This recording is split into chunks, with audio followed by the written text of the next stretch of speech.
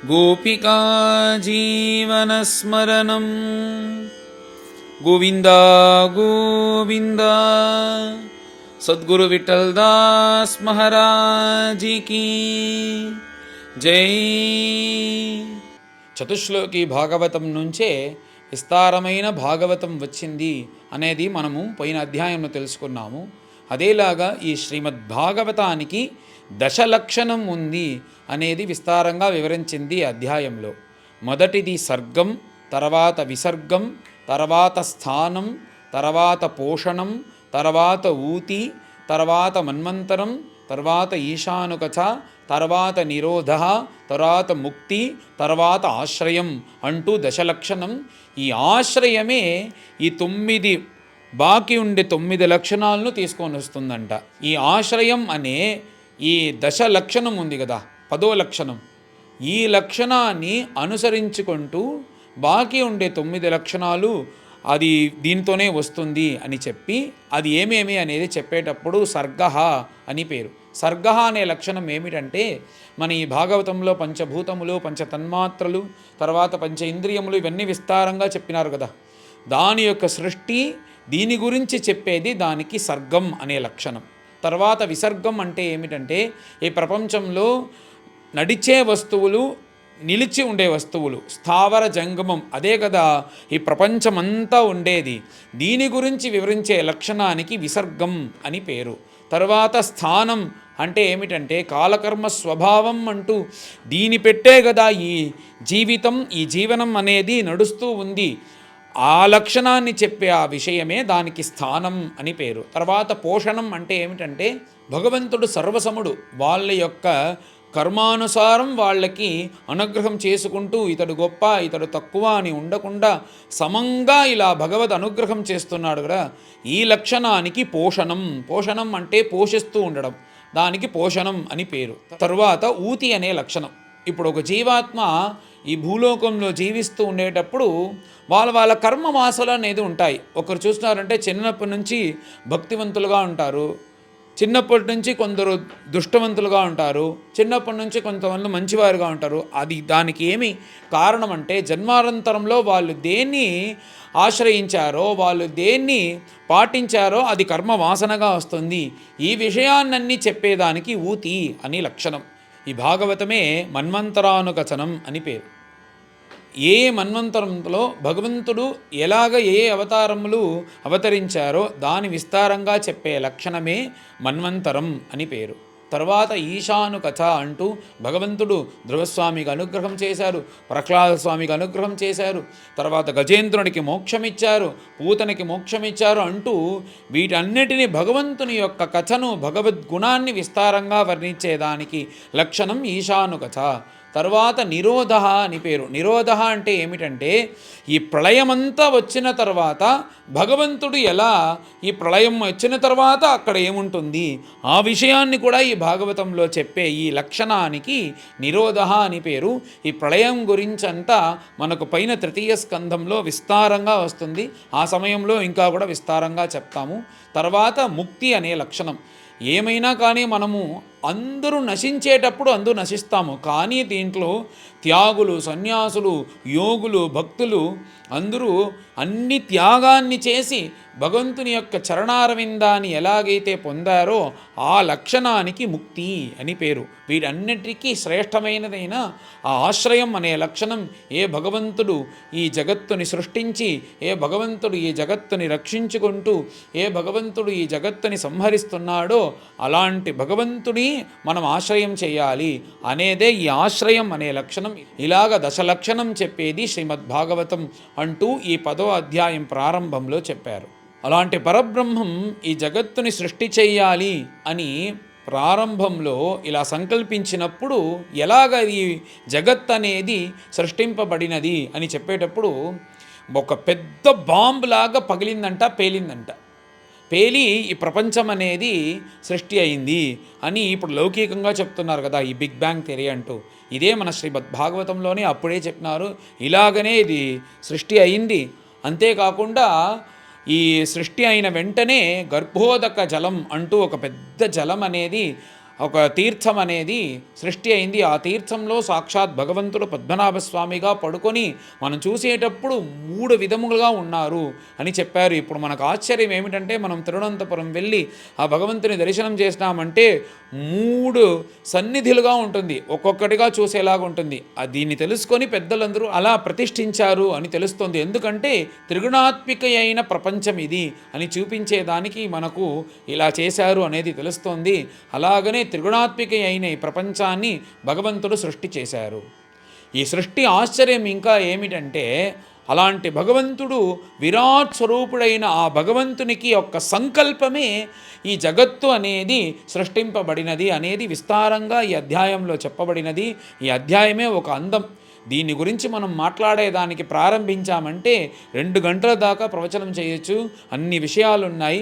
అలాంటి విరాట్ స్వరూపమైన భగవంతునికి ఆహారం చేయాలి, ఆకలి అనేది వచ్చినందువల్ల ఉదరం వచ్చింది. అలాంటి భగవంతునికి రుచి చూడాలి అనే సంకల్పం వచ్చిన వెంటనే ఈ నాలుక అనేది సృష్టి అయింది. అలాంటి భగవంతునికి చూడాలి అనే సంకల్పం వచ్చిన వెంటనే ఈ కళ్ళు అనేది సృష్టి అయింది. అంటూ ఈ విరాట్ స్వరూపంలో తన యొక్క సంకల్పమే ఈ ప్రపంచమంతా సృష్టి అయింది అంటూ విస్తారంగా వర్ణించారు. చాలా అందమైన అధ్యాయం ఇది.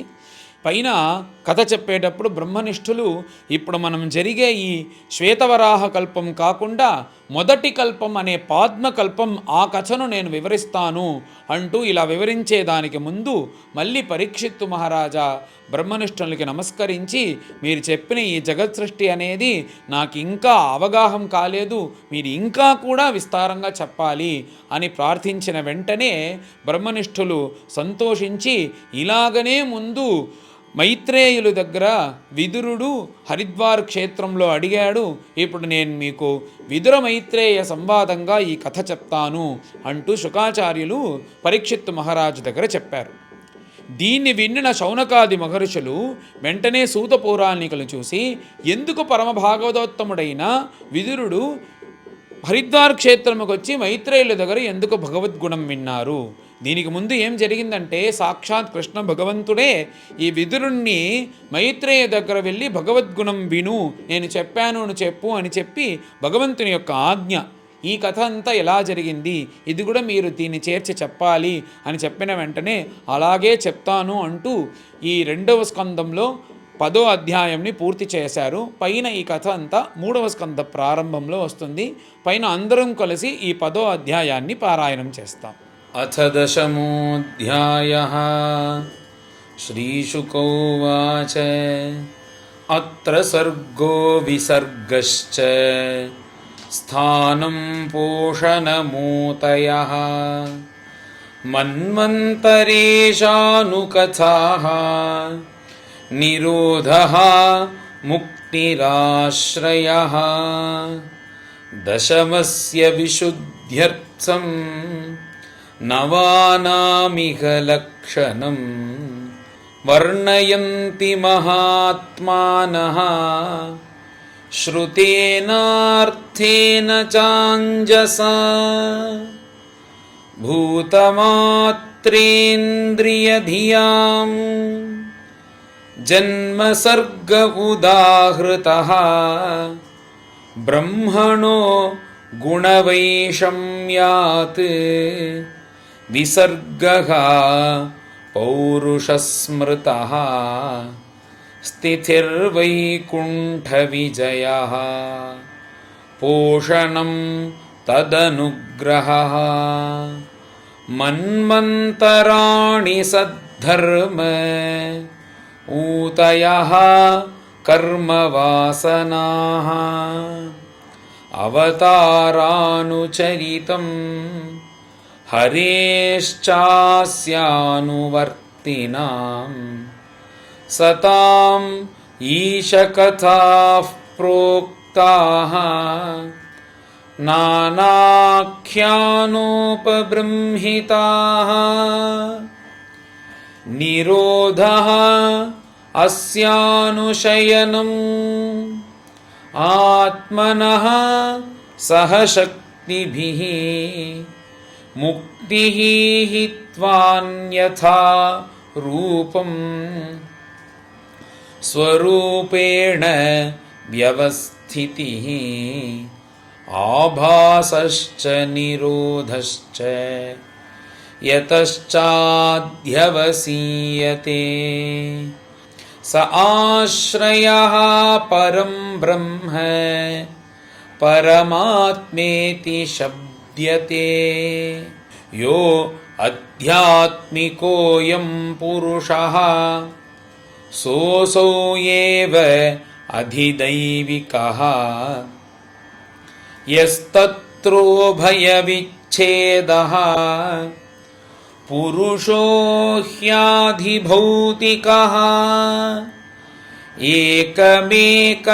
एकमेकतराभावे यदा नोपलभामहे त्रितयं तत्र यो वेद स आत्मा स्वाश्रयाश्रयः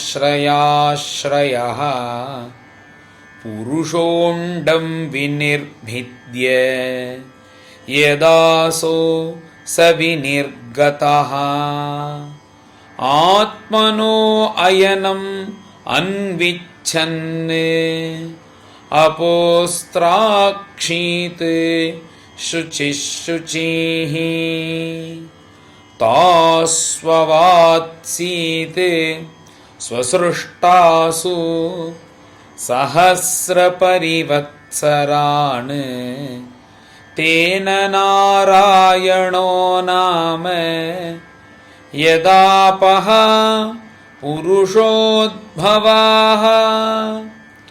द्रव्यं कर्म च कालश्च स्वभावो जीव एव च यदनुग्रहतः सन्ति न सन्ति यदुपेक्षया एको नानात्वम् अन्विच्छन् योगतल्पात् समुत्थितः वीर्यं हिरण्मयं देवः मायया व्यसृजत्रिधा अधिदैवम् अथाध्यात्मम् अधिभूतमिति प्रभुः यथैकं पौरुषं वीर्यं त्रिधा भिद्यत तच्छृणु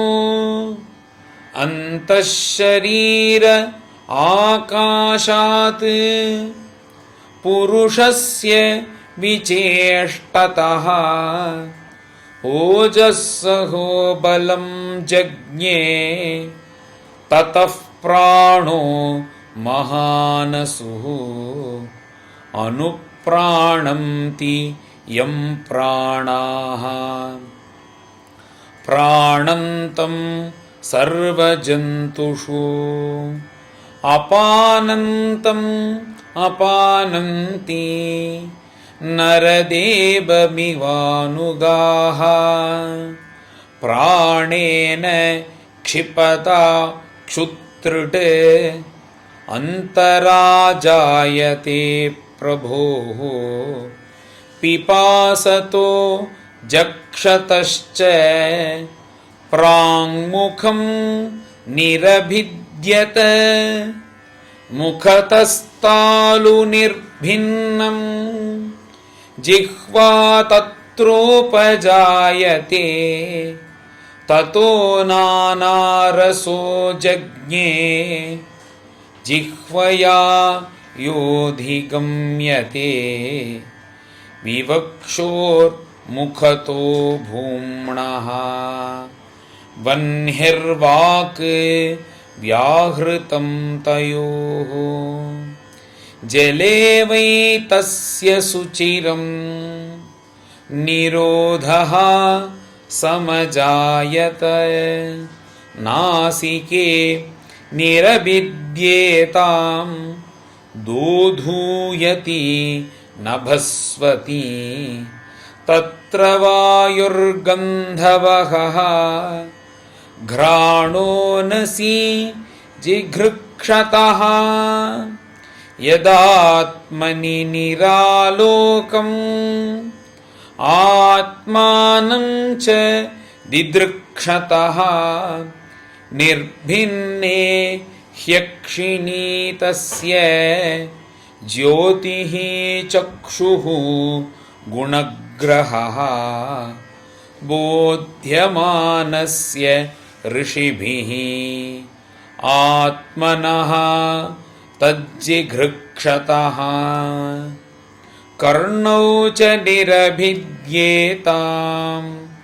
दिशश्रोत्रं गुणग्रहः वस्तुनो मृदुकाठिन्य लघुगुर्वोष्ण शीततां जिघृक्षतस्त्वं निर्भिन्नाः तस्यां रोम महीरुहाः तत्र चान्तर्बहिर्वातः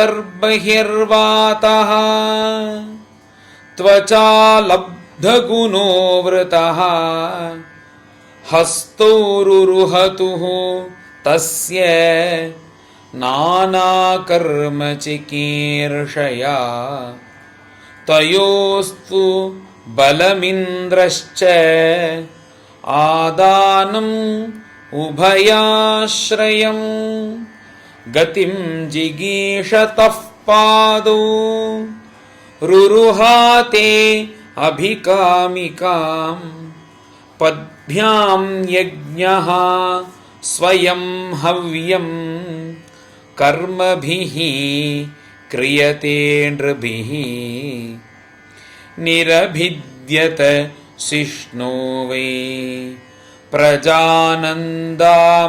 प्रजानन्दामृतार्थिनः उपस्थ आसीत् कामानां प्रियं तदुभयाश्रयम्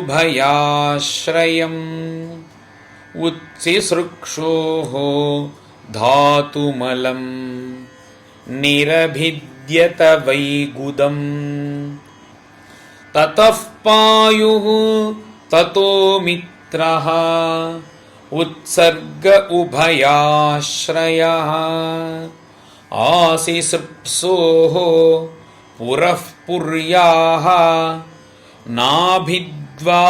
नाभिद्वारमपानतः तत्रापानस्ततो मृत्युः पृथक्त्वम् उभयाश्रयम् आदित्सोः अन्नपानानाम् आसन् कुक्ष्यन्त्रनाडयः नद्यः समुद्राश्च तयोः तुष्टिः पुष्टिः तदाश्रये निदिध्यासोः आत्ममायां हृदयं निरभिद्यत ततो मनः ततश्चन्द्रः संकल्पः काम एव च त्वक्चर्म मांसरुधिर मेजो मज्जास्थि धातवः भूमि अप तेजोमयाः सप्त प्राणो व्योमाम्बुवायुभिः गुणात्मकानि इन्द्रियाणि भूतादि प्रभवा गुणाः मनः सर्वविकारात्मा बुद्धिः विज्ञानरूपिणी एतत् भगवतो रूपं स्थूलं ते व्याहृतं मया मह्यादिभिः चावरणैः अष्टभिः बहिरावृतम् अतः परं सूक्ष्मतमम् अव्यक्तं निर्विशेषणम् अनादिमध्यनिधनं नित्यं वाक् मनसः परम् अमूनी भगवद्रूपे मया ते अनुवर्णिते उभे अपि न गृह्णन्ति मायासृष्टे विपश्चितः सवाच्यवाचकतया भगवान् ब्रह्मरूपधृक् नामरूपक्रियाधत्ते सकर्मा कर्म कः परः प्रजापतीन् मनून् देवान् ऋषीन् पितृगणान् पृथक् सिद्धचारण गन्धर्वान् विद्याध्रासुर गुह्यकान् किन्नराप्सरसो नागान् सर्पान् किं पुरुषोरगान् मातृरक्षः पिशाचांश्च प्रेतभूतविनायकान् कूष्माण्ड उन्मादवेतालान् यातुधानान् ग्रहाणपि खगान् मृगान् पशून् वृक्षान् गिरीन् नृपसरीसृपान् द्विविधाः चतुर्विधा येऽन्ये जलस्थलनभौकसः कुशला कुशलामिश्राः कर्मणां गतयस्त्विमाः सत्त्वं रजस्तम इति तिस्रः सुरनृणारकाः तत्राप्येकैकशो राजन् भिद्यन्ते गतयस्त्रिधा यदैकैकतरोऽन्याभ्यां स्वभाव उपहन्यते स एवेदं जगद्धाता भगवान् धर्मरूपधृक् पुष्णाति स्थापयन् विश्वं तिर्यं नर सुरात्मभिः ततः कालाग्निरुद्रात्मा यत्सृष्टम् इदमात्मनः संनियच्छति कालेन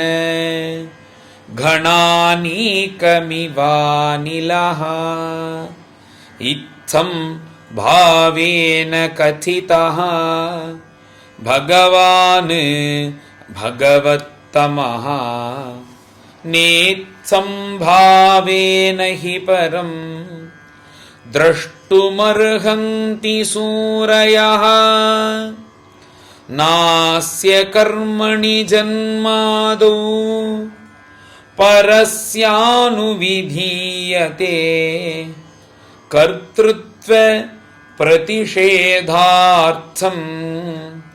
मायया आरोपितं हि तत् अयं तु ब्रह्मणः कल्पः सविकल्प उदाहृतः विधिः साधारणो यत्र सर्गाः प्राकृतवैकृताः परिमाणं च कालस्य कल्पलक्षणविग्रहम् यथा पुरस्तात् व्याख्यास्ये पाद्मं कल्पमथो शृणु शौनक उवाच यदाहनो भवान् सूता क्षत्ता भागवतोत्तमः चचार तीर्थानि भुवः त्यक्त्वा बन्धून् सुदुस्त्यजान् कुत्र कौशारवेस्तस्य संवादो अध्यात्मसंश्रितः यद्वास भगवान् तस्मै पृष्टः तत्त्वमुवाचः ब्रूहिणः तदिदं सौम्य विदुरस्य विचेष्टितम् बन्धुत्याग निमित्तं च तथैव आगतवान् पुनः सूतोवाच राज्ञा परीक्षिता पृष्टः यदवोचत् महामुनिः तद्वोभिधास्ये शृणुत राज्ञः प्रश्नानुसारतः। इति श्रीमद्भागवते महापुराणे वैयासक्याम् अष्टादशसहस्र्यां पारमहंस्यां संहितायां द्वितीयस्कन्धे पुरुषसंस्थानुवर्णनं नाम दशमोऽध्यायः। गोपिका जीवनस्मरणं गोविन्द गोविन्द। सद्गुरु विठ्ठलदास महाराज की जय।